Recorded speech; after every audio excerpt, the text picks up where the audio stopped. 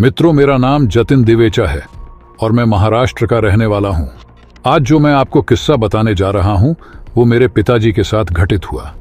उस समय मेरे पिताजी नगर परिषद अचलपुर में नौकरी पर थे। उस वक्त उनकी ड्यूटी परतवाड़ा से 3 किलोमीटर दूर गौरखेड़ा के नाके पर लगी थी। गाड़ी का जमाना ना होने के कारण पिताजी साइकिल से आना जाना करते थे।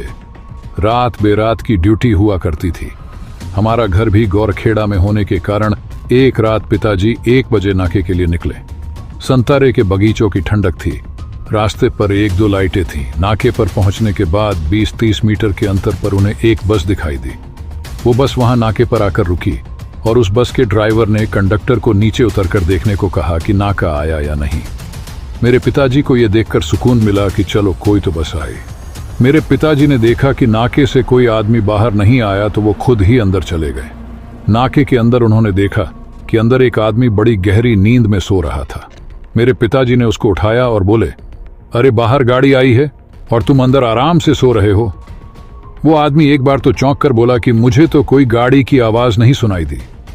फिर भी वो मेरे पिताजी के कहने पर बाहर आया तो बाहर कोई बस नहीं थी। मेरे पिताजी तो बुरी तरीके से घबरा गए कि बस एकदम से कैसे गायब हो गई। वो नाके वाला आदमी जानता था कि मेरे पिताजी ने जो देखा वो एक छलावा था। नाके वाले ने सिर्फ ये कहा कि गांव वालों से इसके बारे में पूछ लेना, वो सब कुछ तुम्हें बता देंगे। अगले दिन सुबह मेरे पिताजी ने एक गांव वाले किसान से पूछा कि कल रात 1 बजे मुझे सवारियों से भरी एक बस दिखाई दी और थोड़ी देर बाद वो गायब हो गई। तो उस गांव वाले ने बताया कि आज से 5 साल पहले इसी नाके पर एक बस दुर्घटना हुई थी जिसमें ड्राइवर, कंडक्टर समेत 20-30 यात्री मारे गए थे। तब से अब तक कई लोगों को उस बस समेत ड्राइवर कंडक्टर का छलावा नजर आता है। मेरे पिताजी ये सुनकर काफी घबरा गए।